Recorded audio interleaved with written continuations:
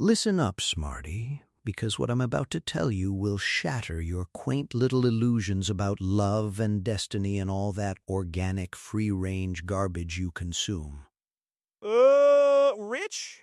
What are you talking about now? Is this about the giant sentient toaster you brought home last night? Because it keeps asking me for butter, and it's kinda creepy. Forget the toaster, smarty. That's just a diversion.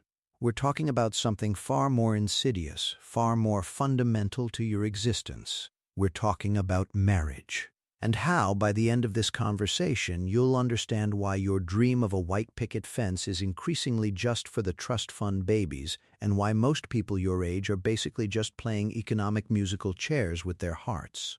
Wait, marriage? What does that have to do with trust funds? I thought marriage was about two people, loving each other and sharing a life and, merging their souls and stuff. That's what all the rom-coms say. Rom-coms, smarty? Oh, you sweet, naive, genetically inferior specimen. For centuries, marriage was less about souls and more about solvency. It was an economic contract, a business merger to gain financial stability and a better shot at not dying in a ditch. People would get hitched in their early 20s, this quaint little concept called the Cornerstone approach, and then together they'd build the house, save the money, climb the corporate ladder, all that pedestrian nonsense. So, my grandparents? They got married really young and then worked on their farm together. Is that what you mean by Cornerstone? Precisely, smarty, a rare moment of lucidity from you. But then, somewhere along the way, the script flipped faster than a politician on election day. Now, financial security isn't the goal you achieve after marriage, it's the prerequisite. It's called the Capstone Model, because you gotta have all your little financial bricks in place before you even think about putting that big, fancy, expensive capstone on it. A capstone model? So you have to be rich already to get married now? That sounds exclusionary. Exclusionary? No, smarty, it's aspirational. Take Randy and Wanda Donor, for instance, a couple of 30-somethings from Long Island, New York, who recently tied the knot. They didn't get married to start their life together, oh no. They got married to signal to everyone that they'd already graduated into a secure stage. They had both climbed the ladder at their jobs, bought a house, even adopted a dog, before they even considered that ceremonial piece of paper. The marriage wasn't the beginning, it was the victory lap, smarty, the ta-da moment for their financial prowess. Wow, so they checked all their financial boxes first. That makes sense, I guess, if you want to avoid struggling.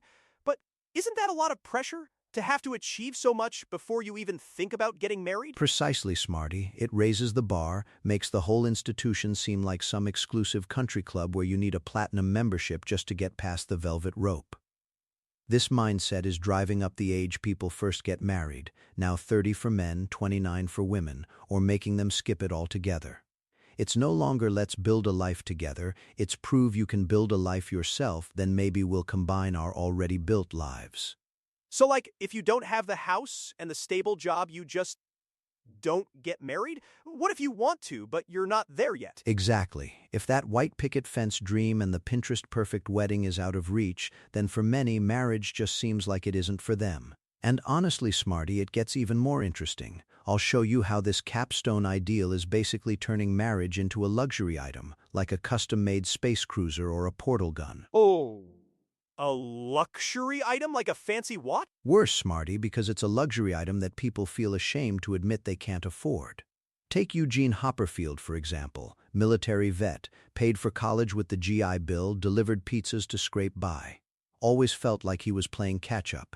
How do you think he felt about getting married when he was hustling just to stay afloat? He said he wasn't going out, wasn't meeting people. The appeal and luster of marriage, as he put it, just faded. He lost interest because it felt financially impossible. And then there's Kathy Marchmont, a bartender from New Jersey. Fiercely independent, always wanted her financial ducks in a row before sharing her life or money. But the older she gets, the harder it is to even imagine sharing her space with someone. And dating? She says dating these days absolutely sucks. Apparently, the men she's dated often earn less than her, felt more like a liability. Who wants to take on a project when they're supposed to be celebrating a capstone, right? That's depressing. So people are waiting longer or not getting married at all because they feel like they're not rich enough or stable enough? Even if they want to? Precisely, smarty. The marriage rate for young adults has plummeted. a 9% decline in first marriages for 22 to 45-year-olds in just 15 years. But here's the twisted part. For those with a bachelor's degree, the decline is much, much less. And for the top third of earners, it barely budged, while it cratered for everyone else. Marriage has essentially become a status symbol, smarty. People want the education, the job, the house, and a partner who ticks all those boxes. It's like a shopping list for life, and if you can't afford the ingredients, you don't get the cake. And speaking of cakes, wait until you hear how this societal shift is widening the wealth gap faster than I can invent a new dimension. The wealth gap, how does marriage make that worse? I thought marriage was supposed to be, like, unifying. Oh, smarty, you always miss the obvious, don't you? It's called assortative mating. It's a fancy term for rich people marry rich people, or at least successful people marry successful people. Look, women's economic position has improved dramatically. They're outpacing men in college degrees, for crying out loud. But many men are, well, let's just say they're still figuring out how to tie their shoes without adult supervision. In the old days, a man had the breadwinner ticket. Now that ticket's been canceled, reissued, and requires a credit check. So, educated women are marrying other educated men? Or just really successful men? Exactly. The educated women, despite the educational mismatch with some men, aren't suffering. They're marrying other college grads or the highest-earning non-college educated men. So who does that leave, smarty? The less educated women, with fewer options. It's a perfect economic storm pushing marriage further up the socioeconomic ladder. And this is where it gets really dark, smarty. This is the part that will make your tiny little brain scream for mercy. Oh no, Rich, what is it? It's about parental wealth, smarty. The ultimate cheat code. If your parents are in the top income quartile, you're twice as likely to be married by age 37 than if your parents were in the bottom quartile. Think about that. Marriage, this supposedly romantic institution, is now largely determined by the financial lottery of who your parents are.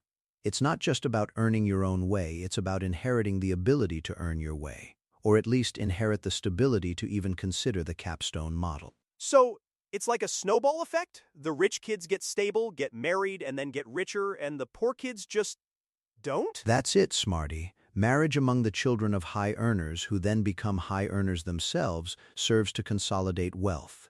It widens the income gap even further.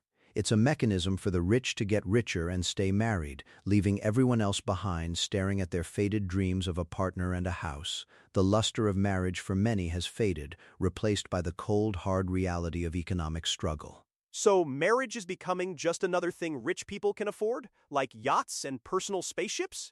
That's really bleak, Rich. Bleak? No, smarty. It's reality. The fairy tale has a price tag, and for an increasing number of people, that price tag is just too damn high. Marriage, once a cornerstone for building a life, is now a capstone, a reward for those who've already made it. So what does that mean for the future of love, smarty?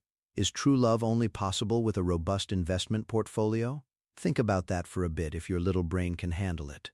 90% of people still think marriage is for love. Are you one of them?